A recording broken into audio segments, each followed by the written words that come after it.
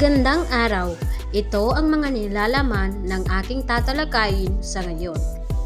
Una ay ang survey. Pangalawa ay ang kalikasan ng survey. Pangatlo ay ang uri ng talatanungan. Pang-apat ay mga pangunahing pamamaraan para sa survey.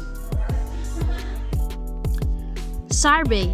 Ito ay sinasagawa sa pamamagitan ng pagtatanong sa individual, pasulat o sa pamamagitan ng panayam hinggil sa isang partikular na paksa o mga paksa, at pagkatapos ay isasagawa ng mananaliksik ang paglalarawan sa mga naging tugon ng respondente.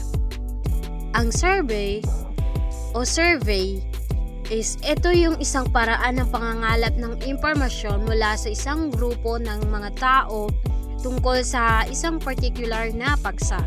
Ito ay maaaring isagawa sa iba't ibang paraan tulad ng pasulat o sa pamamagitan ng panayam. Halimbawa is kung gusto mong malaman ang opinyon ng mga tao tungkol sa isang bagong produkto, maaari kang gumawa ng survey na nagtatanong sa kanila tungkol sa kanilang mga karanasan at opinyon tungkol dito. So ang mga tanong sa survey ay maaaring maging piliin ang tamang sagot or multiple choice. O hindi, yes or no. O maaaring hingin sa mga respondent o respondente na magbigay ng kanilang sariling sagot sa isang bukas na tanong. Pagkatapos ng survey, ang mananaliksik ay mag-aaral at maglalarawan ng mga tugon ng mga respondente. Ito ay maaaring isama ang pag-uuri-uri ng mga sagot, paghahambing ng mga sagot mula sa iba't ibang mga grupo o paghahanap ng mga pattern o trend.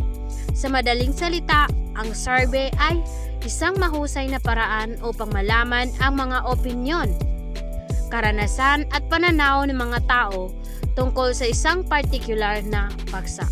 So yan ang ibig sabihin ng survey. Meron tayong tinatawag na dalawang kalikasan ng survey. Una ay ang kwalitatibo, pangalawa ay ang kwantitatibo. Ang kwalitatibo o pampalagayan ay isang uri ng survey na naglalayong makakuha ng mga detalyadong impormasyon tungkol sa mga opinyon, pananaw at karanasan ng mga tao. Ibig sabihin, ang kwalitatibo o pampalagayan na survey, ang layunin nito ay makakuha ng malalim at detalyadong impormasyon tungkol sa mga opinyon, pananaw at karanasan ng mga tao. Sa uri ng survey na ito, ang mga tanong ay karaniwang bukas at hindi limitado sa oo o hindi o piliin ang tamang sagot. Halimbawa, maaaring itanong ang ano ang iyong karanasan sa paggamit ng bagong produkto? Ang mga sagot sa mga kwalitatibong survey ay karaniwang nagbibigay ng malalim na pangunawa sa mga issue, ngunit maaaring maging mahirap na suriin dahil sa kanilang komplikadong kalikasan. Meron pa akong another na halimbawa ng kwalitatibo. Halimbawa, gusto mong malaman ang mga karanasan ng mga estudyante sa online learning. Maaaring magtanong ka ng ano ang iyong mga karanasan sa online learning at paano ito nakakaapekto sa iyong pag-aaral. Ang mga sagot dito ay maaaring iba-iba at detalyado, depende sa karanasan ng bawat estudyante. Ang ikalawang kalikasan ng survey ay ang kwantitatibo o tinatawag na pampalakasan. Ito ay isang uri ng survey na naglalayong makakuha ng mga tiyak na numero o estadistika. Si kwantitatibong survey, ang layunin nito ay makakuha ng mga tiyak na numero o estadistika. Sa uri ng survey na ito, ang mga tanong ay karaniwang may takdang mga sagot tulad ng oo o hindi o piliin ang tamang sagot. Halimbawa, maaaring itanong gaano kadalas mo ginagamit ang bagong produkto sa isang linggo. Ang mga sagot sa mga kwantitatibong survey ay madaling suriin at magbigay ng malinaw na impormasyon, ngunit hindi nagbibigay ng malalim na pangunawa sa mga issue. Isa pang halimbawa ng kwantitatibo ay kapag gusto mong malaman kung gaano karaming oras ang ginugugol ng mga estudyante sa online learning kada araw. Maaaring magtanong ka ng gaano karaming oras ang ginugugol ng mga estudyante tuwing online learning kada araw. Ang mga sagot dito ay maaaring bilangin at maaaring gawing estadistika, tulad ng average na oras na ginugugol ng mga estudyante sa online learning kada araw.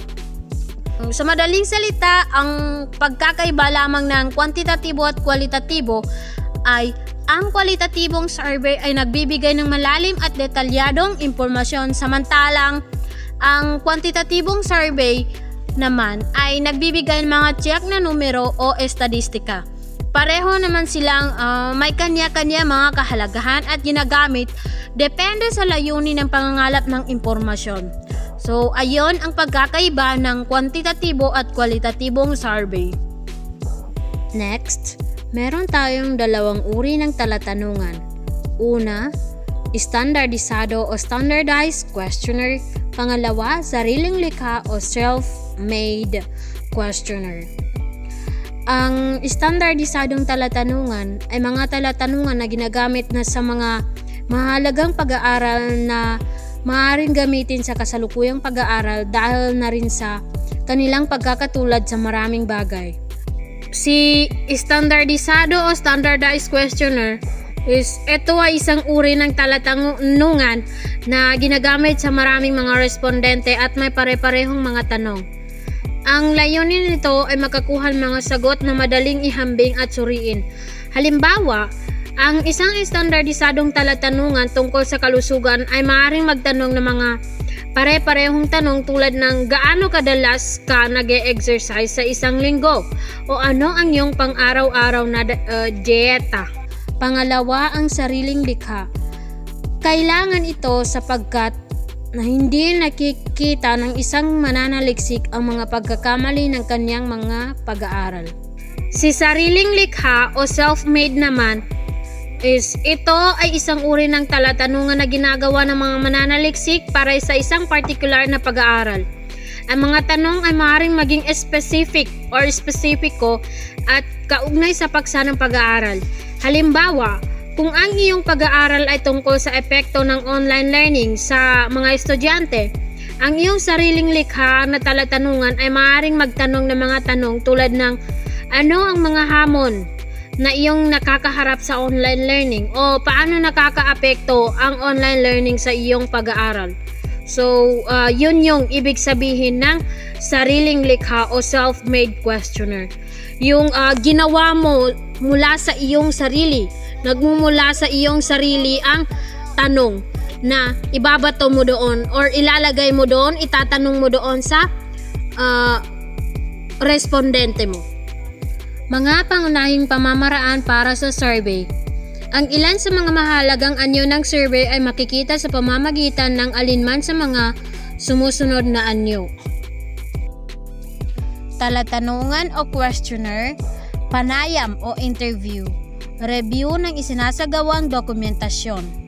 Bilang mga pangunahing pamamaraan ng mga pangangalap ng datos, ang pagsasagawa ng survey ay maaaring magbunga ng mga sumusunod na kabutihan at kung minsan ay hindi kabutihan. Ang unang anyo ay ang pamamahagi ng talatanungan o questionnaire. Ito ay sinasagawa upang makapangalap ng sapat na impormasyon sa loob ng isang maiksing panahon. Sa pamamahagi ng talatanungan, ito yung proseso ng pagpapadala natin ng mga tanong sa mga taong gusto nating sumagot. Sa online, madalas na ginagawa sa pamamagitan ng pagpapadala ng link sa email, social media o website. Pagkatapos, ang mga sagot is kukunin natin at aaralin. Halimbawa, kapag ikaw ay isang guro na nagnanais malaman ang opinyon ng isang estudyante or ng mga estudyante tungkol sa online class. Una is gumawa ka ng mga talatanungan gamit ang Google Forms kung saan tinatanong mo ang mga estudyante kung ano ang kanilang opinyon sa mga klase, mga gawain at iba pa. Pangalawa, ipamahagi mo ang mga link ng talatanungan sa iyong mga estudyante sa pamamagitan ng email o sa inyong online class platform tulad ng Google Classroom o Moodle. Pangatlo ay maghintay ka ng ilang araw para makakuha ng mga sagot. Pang-apat, pagkatapos, tingnan mo ang mga sagot kung ginamit ba ang impormasyon para mapabuti ang pagtuturo.